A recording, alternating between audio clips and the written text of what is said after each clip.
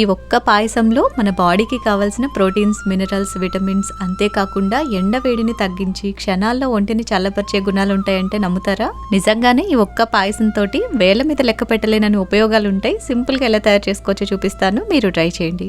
ఈ పాయసం కోసం ఒక కప్పు కొర్రల్ని కుక్కర్లో వేసుకుని శుభ్రంగా కడిగి 3 కప్పులు నీళ్లు పోసి 10 నిమిషాలు నాననిచ్చి 3 విజిల్స్ వచ్చేంత వరకు ఉడికించుకోండి.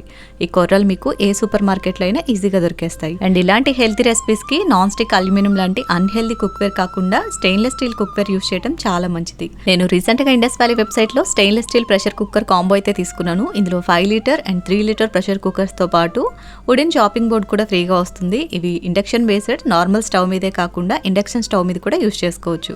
అంతేకాదు, మీరు ఎవరైనా ఆర్డర్ చేసుకోవాలి అనుకుంటే బయోలో లింక్ ఉంటుంది. మినీ అని కూపన్ కోడ్ యూస్ చేసుకుంటే ఎక్స్ట్రా 12% డిస్కౌంట్ కూడా మీకు యాడ్ అవుతుంది. 3 విజిల్స్ వచ్చిన తర్వాత ప్రెషర్ మొత్తం పోనిచ్చి మూత తీసి పక్కన పెట్టేసుకోండి. వేరొక కడాయిలోకి 1 కప్పు బెల్లం తురుము, 1 కప్పు నీళ్లు వేసి బెల్లం పూర్తిగా కరిగిపోయిన తర్వాత ఈ బెల్లం నీళ్ళన్నీ కూడా కొర్రల్లోకి ఫిల్టర్ చేసి వేసుకుని కొద్దిగా యాలకులు వేసి ఒక 2-3 నిమిషాలు ఉడికించి కంప్లీట్ గా చల్లారనివ్వాలి.